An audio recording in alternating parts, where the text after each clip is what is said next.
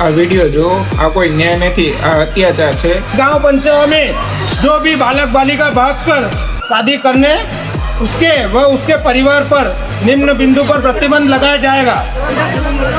उस परिवार का सामाजिक बहिष्कार किया जाएगा। उस परिवार को किसी भी सामाजिक कार्यक्रम में बुलाया नहीं जाएगा और उस परिवार को कोई भी मजदूरी पर नहीं बुलाएगा। उस परिवार को बुलाने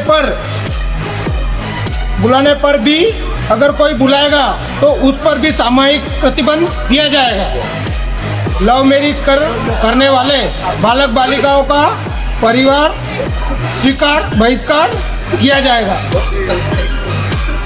भागकर शादी करने वाले परिवार के घर ना कोई दूध देने या अन्य सामग्री देने लेने नहीं जाएगा।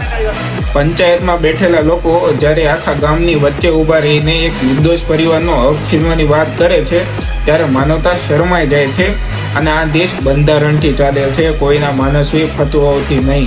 તમે કહો છો એમના ઘરનું દૂધ બંધ કરી દો, એમના ખેતરની ખેતી અને મજૂરી છીનવી લો અને અચમત તો એ છે ધોબી જેવી પાયાની સેવાઓ પણ નહીં આપવાની। તમે ક્યાં હકથી કોઈનો રોટલો છીનવી રહ્યા છો?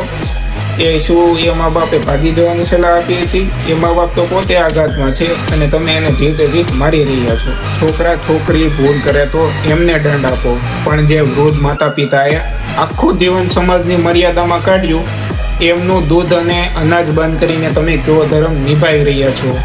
શું ભૂખે મારું એ જ આપણો ન્યાય છે? જે પંચાયત ન્યાય નથી કરી શકતી એને સજા આપવાનો પણ કોઈ અધિકાર નથી।